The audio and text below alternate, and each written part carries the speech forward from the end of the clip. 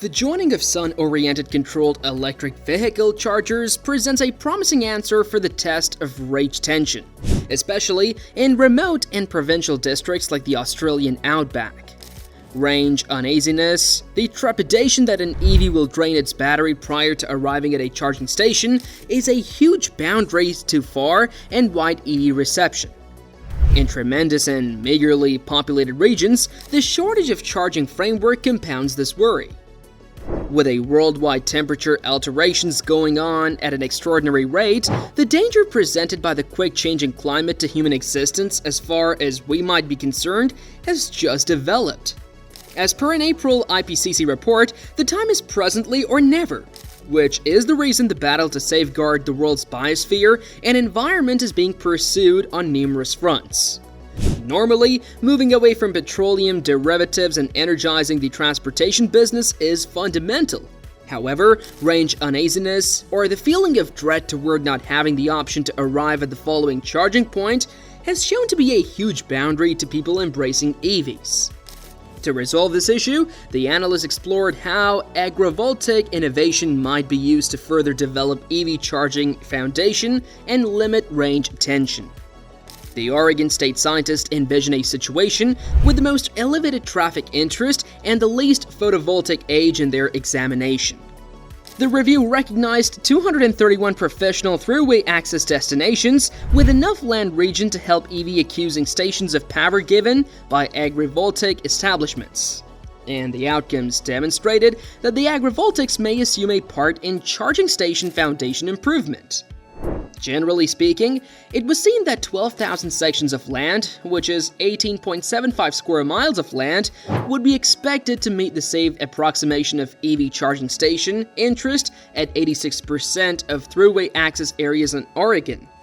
The scientists inspected past exploration from Croatia, which found that individuals have less range uneasiness while charging stations are under 3.1 miles separated. As per past review, service stations are regularly 2.5 to 18 miles separated. In their situation, the Oregon State group used this reach as a beginning stage. Coming back to the topic, it's truly challenging to interface huge public charging framework effectively, and in certain areas, they're going in with next to no current power by any means. So, we have needed to create an off network that we're calling an independent power charging framework to cater for that issue. The association is working with this producer in territorial Queensland that is our ongoing charge right now. The organization's model has sunlight-based chargers, battery capacity, and a reinforcement diesel generator to give quick charging offices in exceptionally remote and provincial where there is either a requirement on the matrix, where they can't get sufficient energy, or truth be told, no network at all. It's before long being sent out a drive, so 2 or 3 vehicles can charge immediately in the center of no place. What's more, get on their happy way again, yet the model is costly at about a portion of $1 million, meaning it needs venture to increase, and that is no sure thing with its establishment simply a preliminary in the event that you go too quick as far as carrying out the foundation. Then they'll become underutilized in the event that you go too sluggish. Then you end up with signs, and furthermore, individuals are upset, cautious, the jolt of territorial Austral will confront misfortunes. We're going to require a lot more circuit repairmen and electrical specialists, especially where you have distant areas. We ought to be beginning this yesterday instead of beginning it today.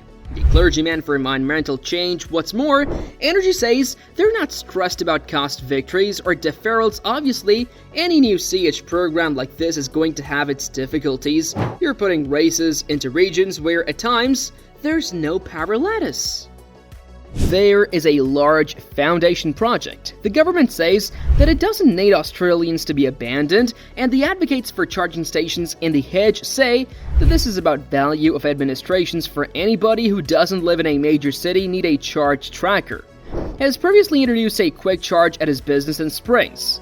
His representative needs a greater amount of them introduced right across the shrubbery to be ready to travel, and have a charger several hundred. I figure much more individuals would very joyfully bounce into an EV. The public parkway carryout will start the Outback, with its huge open spaces and high sun-based air radiance.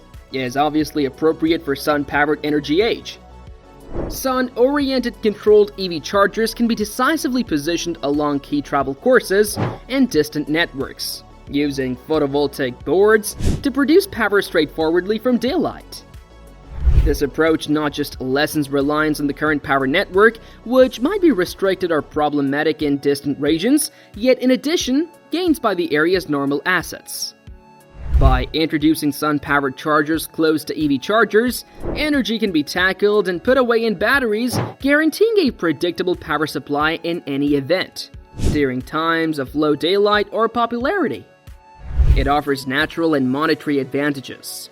By using environmentally friendly power, these chargers fundamentally decrease ozone-harming substance outflows, contrasted with petroleum derivative-fueled generators or network power obtained from non-exhaustible sources. This lines up with worldwide endeavors to battle environmental change and progress to cleaner energy frameworks. Financially, sun-oriented fueled chargers can bring down functional costs in the long haul. Albeit the underlying establishment might require critical speculation, the negligible upkeep and zero fuel costs related with sunlight-based energy can bring about significant investment funds over the long haul. The organization of sun-oriented controlled EV chargers can cultivate more noteworthy trust in the possibility of EV traversing distant regions. This foundation advancement consoles current EV proprietors, as well as empowers potential purchasers who might have been reluctant because of reach uneasiness. The perceivability of sunlight-based controlling charging stations can act as a substantial show of obligation to manageable transportation, possibly prodding further venture and development in the area. Developing the advantages and capability of sun-oriented controlled EV chargers in the Outback, taking into account the more extensive ramifications for local turn of events and energy independence, is fundamental. The foundation of a hardy organization of sunlight-based controlled charging stations could go about as an impetus for financial development in provincial and far-off regions. As these districts become more open for EVs, the travel industry and business can prosper. Voyagers and organizations that could have recently been prevented by the absence of a solid charging foundation could now wander further into the Outback, bringing monetary open doors and invigorating neighborhood economies. The utilization of sun-based power for EV charging can improve energy strength in far-off networks. A considerable lot of these areas are many times dependent on diesel generators or far-off power frameworks, which can be powerless against interruptions. Sunlight-based controlled chargers, furnished with battery capacity frameworks, can give a decentralized and tough energy source. This can be especially pivotal during cataclysmic events or network disappointments, guaranteeing that fundamental transportation stays useful and lessening the local area's reliance on outer energy supplies. The execution of sun-based fueled EV chargers additionally empowers development and innovative headway. What do you guys think? Can solar-powered EV chargers relieve Outback range anxiety? Do share with us in the comment section below. If you enjoyed watching the video, don't forget to like, share, and subscribe to our channel.